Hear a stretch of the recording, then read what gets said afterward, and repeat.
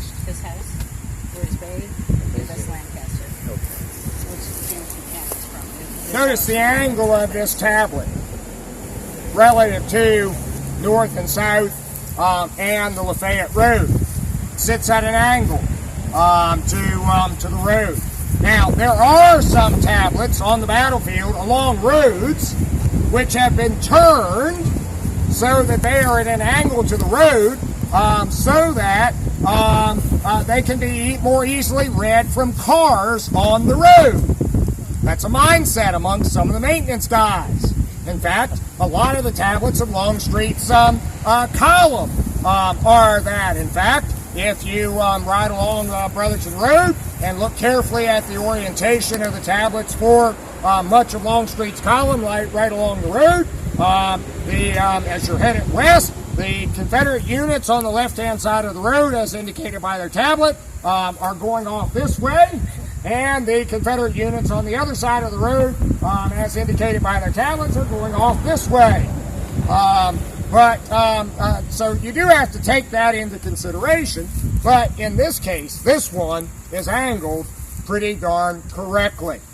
Remember, to our right is Benning's Georgia Brigade, and in fact, the Georgia Monument is on that ground, in part because on September the 20th, Benning's Brigade swept over that ground. And so now, this fourth line of the assault column is wheeling to the right to go into the end of the Union line.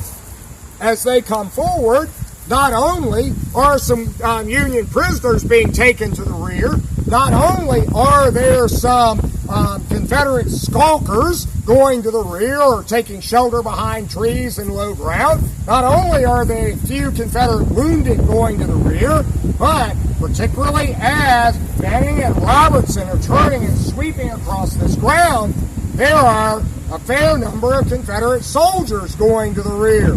Particularly the right of McNair's brigade has been repulsed by Federals in their front. And Benning and Robertson have to open their ranks and let these Confederates through their ranks. As Benning and Robertson move forward, one of the officers will write that they move through a woods into a field, the enemy throwing both shell and grape upon us from a battery on an elevated position. You can see the ground rises up just a little bit in the front. We had gone a considerable distance before we received a heavy fire, except from the enemy's batteries. We moved across a flat wooded area before we gained the hill beyond. The enemy hailed down upon us a perfect storm of shot and shell, but we pressed forward.